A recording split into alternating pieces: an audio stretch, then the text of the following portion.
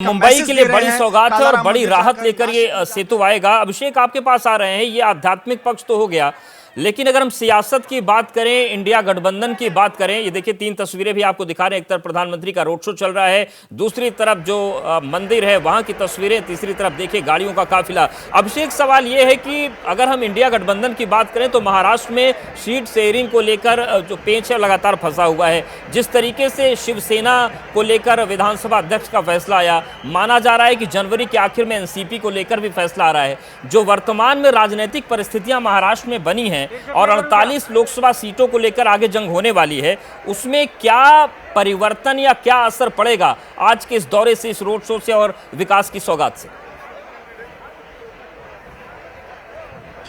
देखिए, बड़ा असर पड़ने की संभावना इसलिए भी हो जाती है क्योंकि ये लोकसभा का चुनाव है।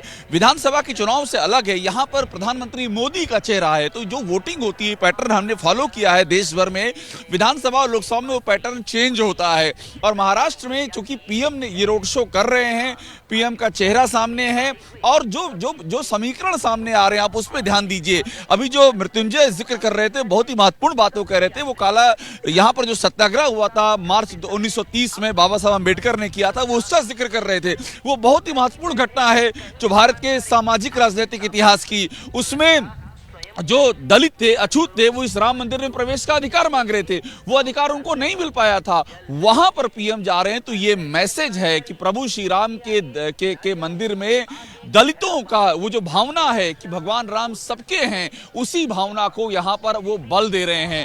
तो उसके बाद उनको अब अयोध्या आना है। अयोध्या से लेकर के नासिक तक ये जो एक सामाजिक समरसता, ये जो एक सामाजिक जिसे कह सकते हैं सरोकार और जिसे कह सकते हैं सोशल इंजीनियरिंग, राजनीति की भाषा में सोशल इंजीनियरिंग कहेंगे, ये उसका पूरा त्रिकोण बनाने की कोशिश है।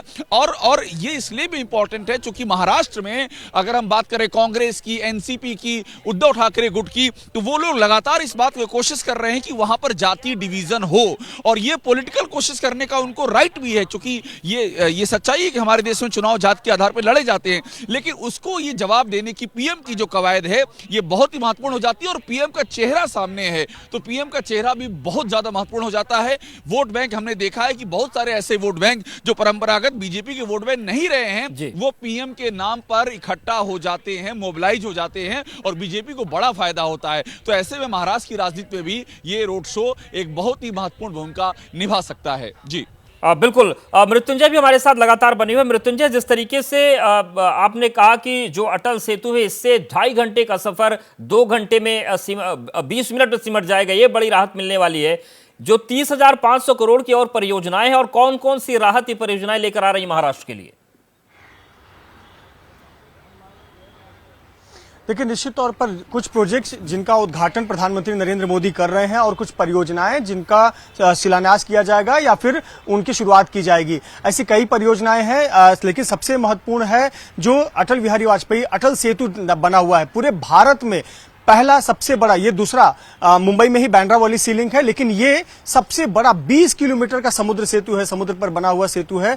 तो ये गेम चेंजर होने वाला है क्योंकि मुंबई और नवी मुंबई को जोड़ने वाला एक जो नई कॉन्सेप्ट पर मुंबई बनी थी, नवी मुंबई, इन दोनों को जोड़ने के लिए सड़क के रास्ते से आप जाएंगे तो 2 से 3 घंटे का समय लगता था, लेकिन अब वो दूरी 20 मिनट की हो जाएगी। और उससे महत्वपूर्ण है कि उसी नवी मुंबई में नया एयरपोर्ट बन रहा है। नया एयरपोर्ट डीबा पाटिल के नाम पर बन रहा है, जो कि किसान नेता थे।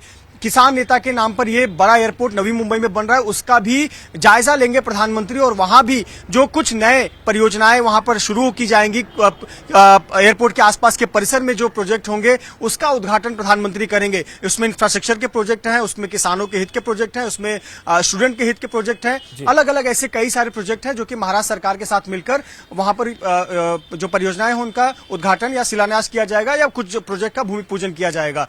तो कुल मिलाकर मैसेज यही है, विकास के साथ साथ जो सोशल इंजीनियरिंग का भी काम पीएम मोदी अपने महाराष्ट्र दौरे के दौरान करते हुए नजर आ रहे हैं। जैसा आपने जिक्र किया कि महाराष्ट्र में इस समय खिचड़ी राजनीति है, इंडिया गठबंधन की सीटों का झगड़ा है, वहीं दूसरी तरफ बीजेपी को भी देखना होगा कि यहां वो कैसे ज्यादा से ज्यादा मजबूती से लड़े। 48 सीटें हैं, पहले वाली ताकत बीजेपी शिवसेना वाली नहीं है, नए साथी बने हैं। अजीत पवार के साथ ही कॉम्बिनेशन कैसे जाएगा, एकनाथ शिंदे वाला कॉम्बिनेशन बीजेपी का कैसे जाएगा, बीजेपी कितनी सीट पर लड़ेगी, ये भी बहुत फैक्टर मायने रखते हैं। हैं और इसीलिए पीएम मोदी सोशल इंजीनियरिंग करते हुए भी नजर आ रहे हैं। नासिक से लेकर मुंबई तक, यानी ग्रामीण से लेकर मेट्रोपॉलिटन सिटी तक, देश की आर्थिक राजधानी तक प्रधानमंत्री नरेंद्र मोदी ये दौरा कर रहे हैं और अपने इस 8 से 9 घंटे के महाराष्ट्र दौरे के दौरान वो कई 30,000 करोड़ से भी अधिक की परियोजनाओं का उद्घाटन या भूमि पूजन करेंगे और देश के नाम पर अटल सेतु समर्पित करेंगे। पर साथ ही साथ जो मैसेज यहां से देकर जा रहे हैं वो सबसे महत्वपूर्ण मैसेज है कि राम सभी के हैं। वो राम जिसके लिए अयोध्या की तरफ हर कोई देख रहा है, लेकिन नासिक के काला राम मंदिर में जाकर दर्शन कर रहे हैं। यानी मैसेज सीधा सीधा है कि राम तो सभी के हैं, चाहे वो गरीब हो, अमीर हो, रंग ना हो, भेद ना हो, जो भी हो। बिल्कुल, राम तो सभी के हैं, लेकिन अभिषेक राम सभी के हैं, लेकिन राम के नाम पर सियासत भी इस वक्त चरम पर है। हालांकि हिंदुस्तान के लिए कोई नई बात नहीं है, लेकिन जो निमंत्रण को लेकर राजनीति हो रही, जो प्राण प्रतिष्ठा के मुहूर्त को लेकर, प्रक्रिया को लेकर राजनीति हो रही है, इन सब के बीच प्रधानमंत्री आज काला राम मंदिर से अपने अनुष्ठान की शुरुआत कर रहे हैं। क्या इसमें भी कोई मैसेज छिपा है उन नेताओं के लिए, उन दलों के लिए जो राम मंदिर के प्राण प्रतिष्ठा समारोह को लेकर सवालों की झड़ी लगा चुके हैं?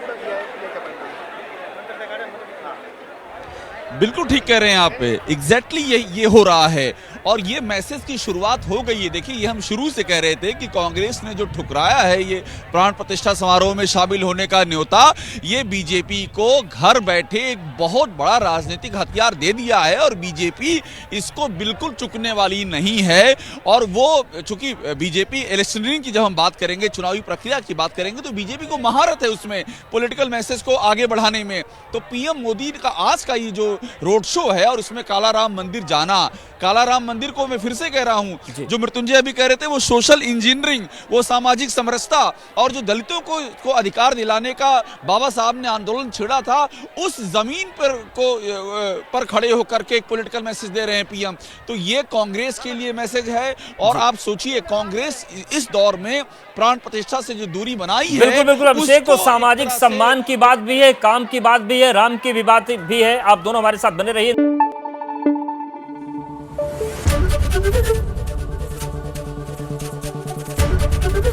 एबीपी न्यूज आपको रखे आगे।